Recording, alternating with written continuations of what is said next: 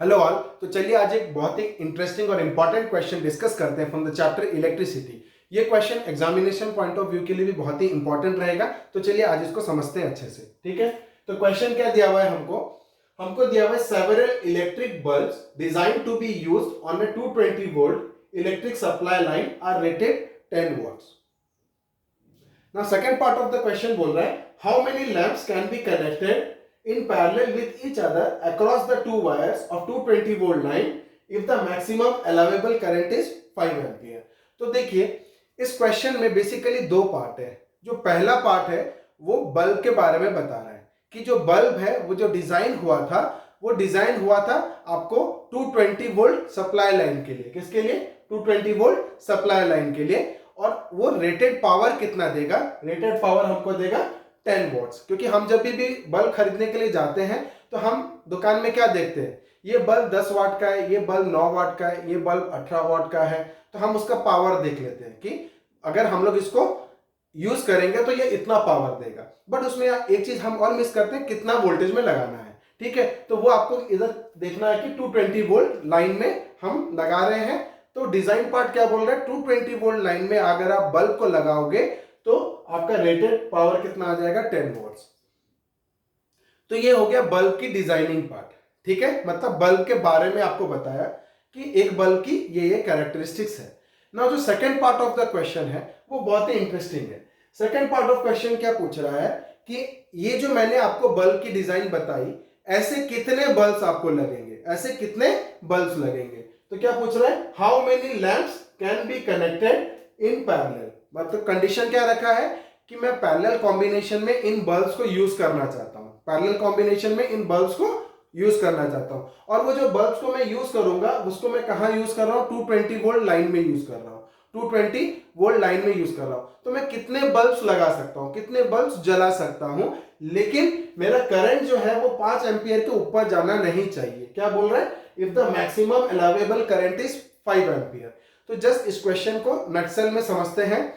आपको first part क्या दिया हुआ है, बल्ब की डिजाइनिंग पार्ट दी है, बल्ब की कैरेक्टरिस्टिक्स दी है, रेटेड पावर दिया हुआ है, रेटेड वोल्टेज दिया हुआ है।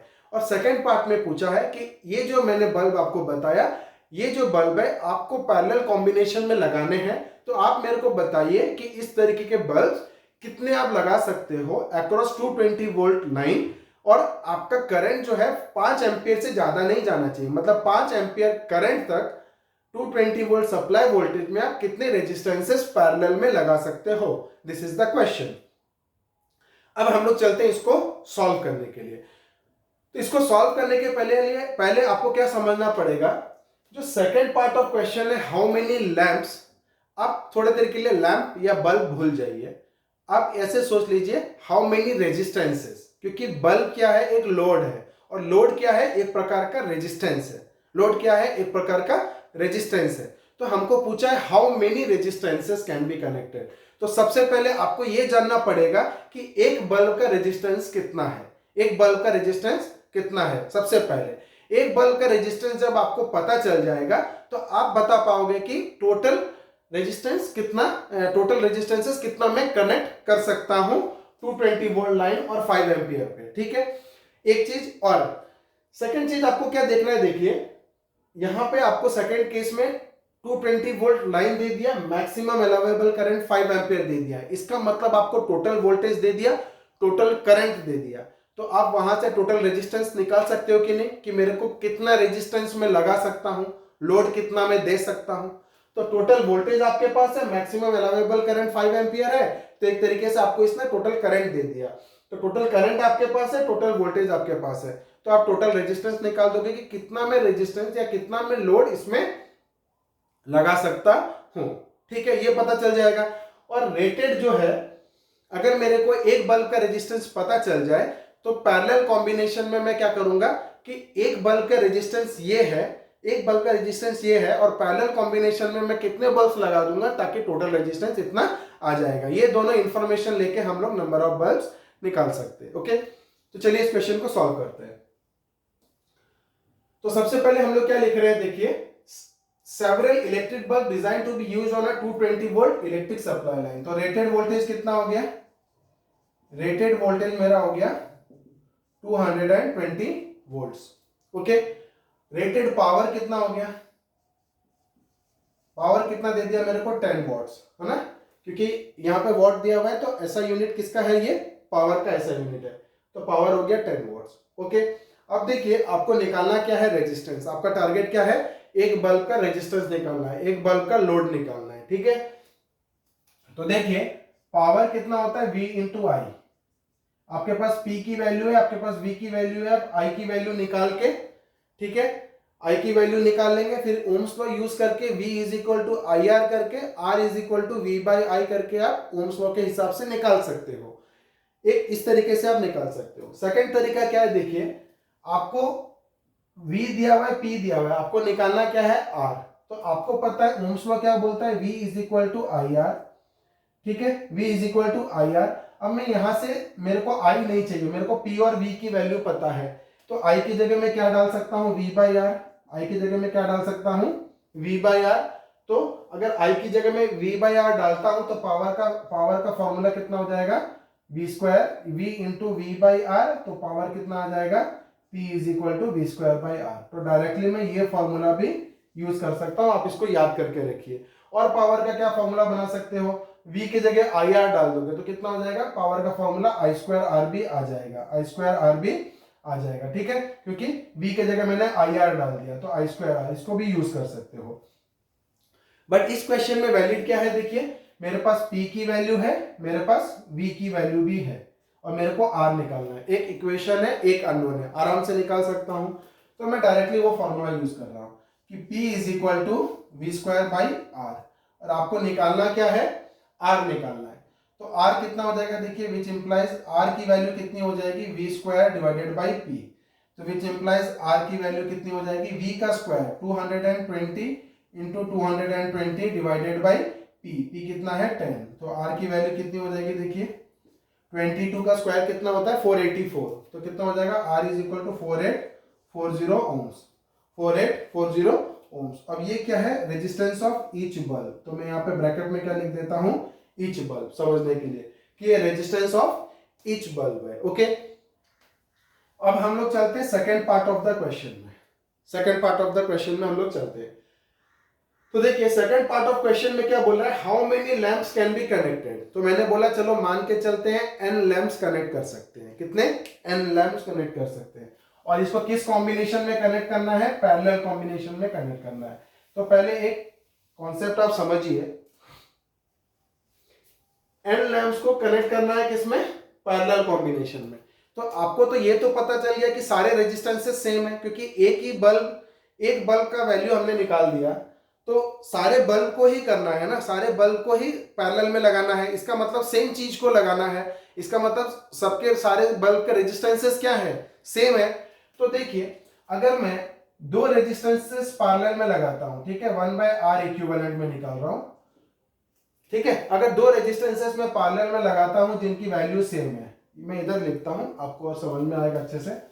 तो मैंने क्या किया, R इक्विवेलेंट मेरे को निकालना है, तो ये मैं कॉन्सेप्ट बता रहा हूं, देखिए R इक्विवेलेंट निकालना है, मान के चलिए दो बल्ब है, उसको मेरे को पैरेलल में लगाना है। तो दो बल्ब को लगाया तो कितना हो जाएगा, 1/R प्लस 1/R कितना हो जाएगा, 2/R। एलसीएम कितना हो जाएगा, R, 1 प्लस 1 कितना हो गया 2। अगर मेरे को 3 रेजिस्टेंस लगाना है पैरेलल में, कितना 3, तो कितना हो जाएगा वैल्यू 3/R।